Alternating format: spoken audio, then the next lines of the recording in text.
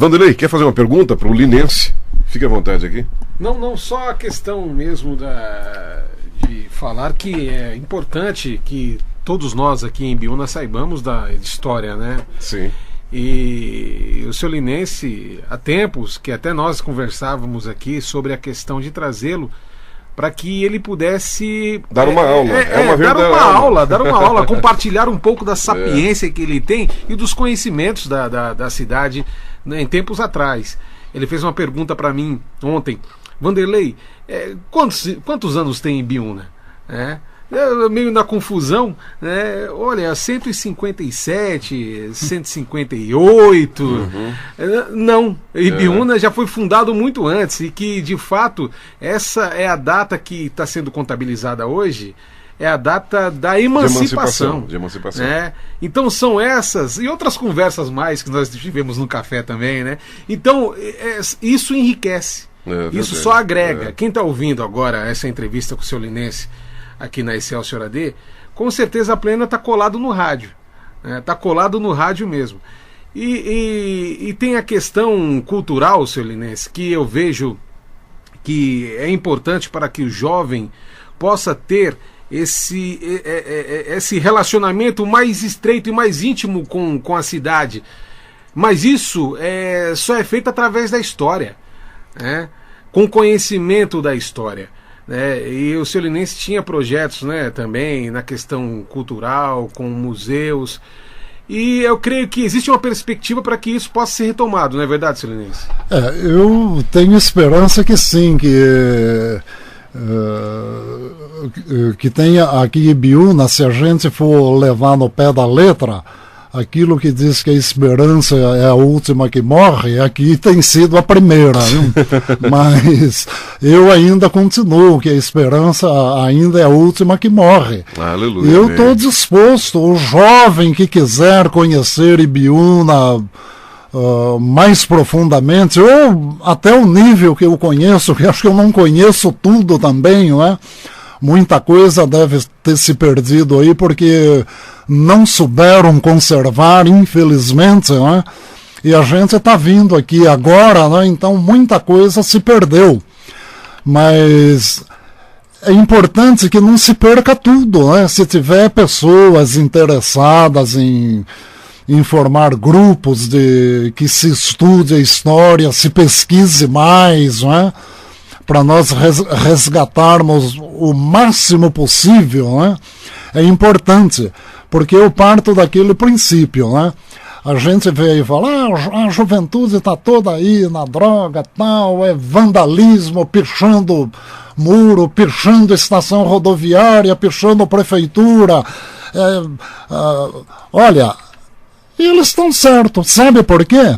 Porque eles não têm amor em Ibiúna. E ninguém ama aquilo que não conhece. É verdade. No momento em que se conhecer Ibiúna, o passado, o potencial que ela tem, não é?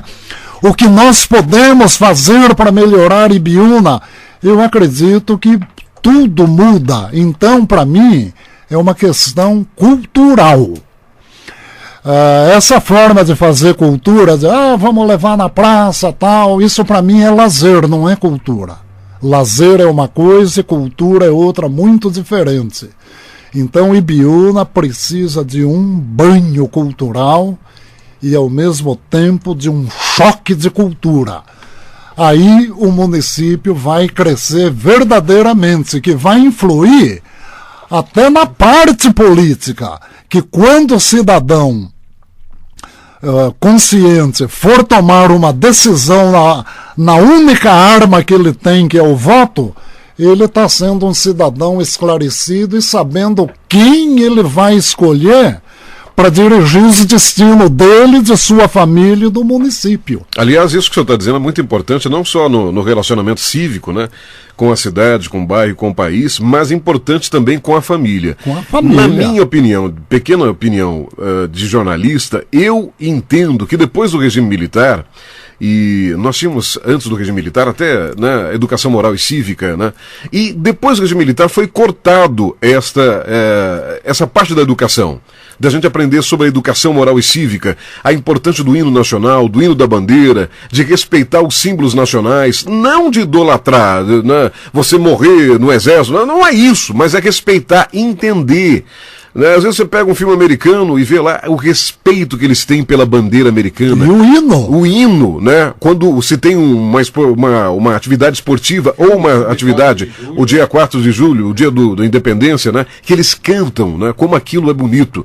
E nós, em razão do regime militar, parece que a gente tropeçou e nós não podemos, por causa disso, ter vergonha, né? Tem que voltar de novo essa importância da bandeira do Brasil, da nossa história, da civilidade, né? E isso também é em respeito à família, né? Porque começa dentro de casa. A gente não aprender a respeitar. Se o pai e a mãe não fazer o filho conhecer isso, esse aqui é o teu avô, o bisavô, a história dele foi assim. A verdade, seu Linense, que nós estamos num país, como é muito jovem, essa coisa da reminiscência da história já é desatualizada dentro da própria família. Às vezes a gente não conhece nem o avô nem o bisavô, né? Exatamente. Então, é isso que a gente precisa resgatar. E eu acredito que se todos os municípios fizessem isso, o Brasil era outro hoje. Mas o que nós vemos hoje é uma distorção política tremenda. Vamos pensar nisso, a cultura pode esperar. Não, por incrível que pareça, eu fui vereador durante 16 anos seguidos, então acompanhei bem, conheço. Quando a prefeitura ela tem um orçamento anual, sim, então vai gastando aqui, ali e tal, de repente estourou a verba da gasolina, vamos supor. Fala, estourou a verba da gasolina, como é que faz? Tem que remanejar vai tirar de algum lugar. De algum lugar. A primeira coisa que o prefeito faz é tirar da cultura, do turismo. Da educação. Da educação não pode mais. Não, mas naquela época podia. Naquela época podia, tirava podia, também. Né? Podia. A primeira coisa, eles tiram da educação, tira da cultura, tira do turismo, tira do cemitério, tira da coleta de lixo, quer dizer, das coisas mais essenciais é que eles vão tirando para injetar ali onde esgotou a verba. Isso aí eu assisti, é um filme que eu assisti durante 16 anos. Eu fui vereador, fui presidente da Câmara em 77, 78. Conheço muito bem, e estou dizendo com absoluto conhecimento de causa, né? Então, tudo isso aí, o que acontece? A educação é prejudicada porque a cultura faz parte da educação, está entrelaçada. Sim. Quem não tem, a pessoa pode estar sendo educada no último, mas se ele não tiver um nível cultural, não vale nada. É como você vai daqui em Osasco, lá em Osasco, em muitos restaurantes que você entra, quem está servindo lá como garçom é advogado. Não sei se vocês sabem disso. Sim. Então, então não adianta estar ali naquele nível e não ter a capacidade para exercer. Não passa na ordem dos advogados, não vai exercer a profissão. Vai ser garçom, vai ser outra coisa, vai exercer outra atividade. Não que tenha algum demérito, né? Então, mas a pessoa se forma e não vai em busca do sonho, né? Exatamente. Se acomoda, né? Ou seja, então a cultura é isso aí. Se não a comunidade não correr atrás. A cultura, na verdade, quando a gente fala de família, o pai e a mãe, quando prepara o filho para sonhar e para em busca e para ser grande, e antes de se formar em advogado ou juiz, dentro de casa, ele já tem noção básicas de justiça, não é? Hoje, às vezes, você tem juízes e advogados formados, e aí cátedras, né? que não têm comportamento que deveriam ter, porque lá no começo na família não tiveram essa formação. Ou seja, já se comportar dentro de casa como se fosse o melhor advogado ou o melhor juiz. Então não é só com diploma. As pessoas, nós temos a noção que o diploma vai fazer a pessoa melhor. Não! O que faz a pessoa melhor, né, é a pessoa mesmo. É o nível cultural que ela adquire. Tudo aquilo que ela vai adquirindo durante a vida, né? Não é... E isso é muito importante. A gente falou da bandeira, eu queria que o senhor contasse um pouquinho da história da bandeira de Ibiúna. Olha, a bandeira de Ibiúna é o seguinte, como Ibiúna precisava ter uma bandeira, então algum curioso fez aí um desenho, né, de um brasão com 3 coroas e com uma águia. No Brasil não tem águia. E aquilo ali era a bandeira de Ibiúna, então não tinha um verdadeiro sentido.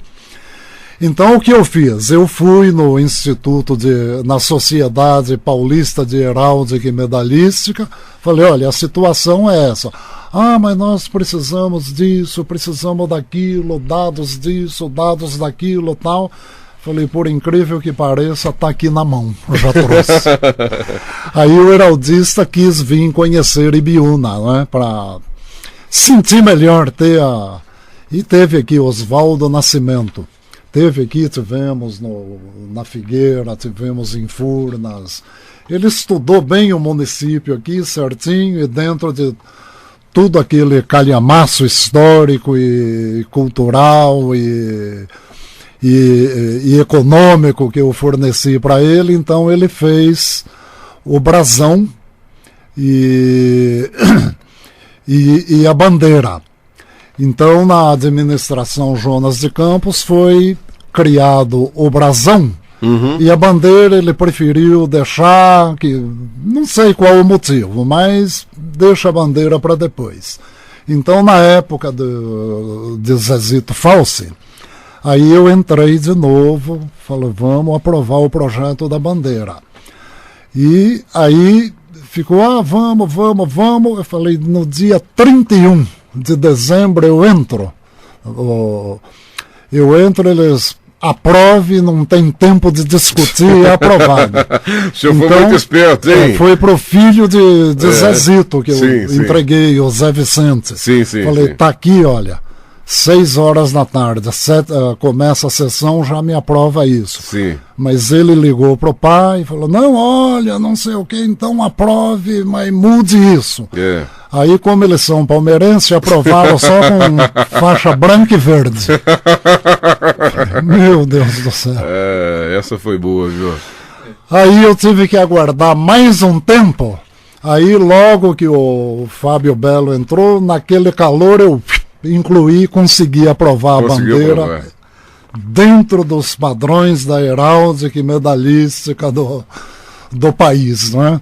Então nós temos o brasão, temos a bandeira, tudo de maneira oficial, inclusive aquele hino que o padre Antônio Marista Fusa fez, com a música do maestro José Marques, né? Eu consegui também naquele calor passar, e hoje é o hino oficial do município, né? Então vocês vejam a minha luta para conseguir dar uma identidade para esse município. Qual a identidade? O brasão, a bandeira, o hino oficial. Então é aí que eu comecei um trabalho, né? Só que infelizmente fui podado e parou, e eu vou tentar ver se consigo agora com o professor Eduardo. Muito bem, mas é a minha esperança ainda. É para isso que a gente está aqui, né? Para ver se junto principalmente a garotada, a infância, porque eu tenho certeza que o senhor, como historiador e educador, se isso não começa dentro do coração das crianças e dos jovens, como o senhor bem disse aí, se expressou, se preocupando com a juventude, né? Primeiro, eu acho que ela tem que se preocupar com ela mesma. E ó, jovem, deixa eu dizer para você, se tem uma coisa que enriquece é a cultura, né? A cultura da cidade. Talvez para os outros não seja muito importante, mas para nós é fundamental. Nós estamos conversando comigo aquela disposição.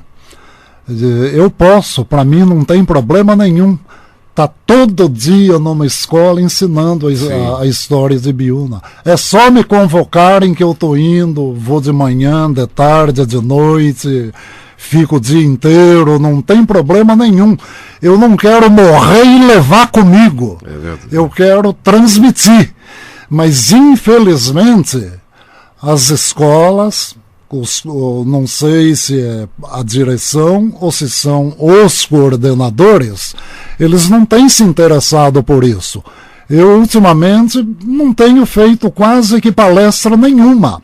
E antes eu era bem convidado e fui em muitas escolas, e eu sei da repercussão porque todos esses alunos encontram, seu Linense, olha, tal, então tem uma repercussão, eles aprenderam alguma coisa. Uma vez estavam dando um curso de turismo aqui na biblioteca, como é que chama ali embaixo? No auditório. Tudo bem. Aí eu fui convidado para ir lá fazer uma palestra lá. Tudo bem. Fui lá, tal, me apresentaram, tal, eu fiz a palestra. Depois deixei um tempo destinado à pergunta e ficou um grupinho lá discutindo, né? Vê o carão que eu passei. Aí falou, escute, vocês aí. Não, professora, era uma professora que estava ministrando o curso. Sim. Professora, o problema é o seguinte, é só hoje que ele vai vir aqui? Ele falou, é só hoje, é só uma palestra. Ele falou, mas professora, hoje foi a única vez que nós aprendemos alguma coisa. Eu não sabia onde pôr a cara. Você entrava embaixo da mesa. Aí, então a gente se vê com situações, não é? De a pessoa não ter o conhecimento e vai ensinar o quê?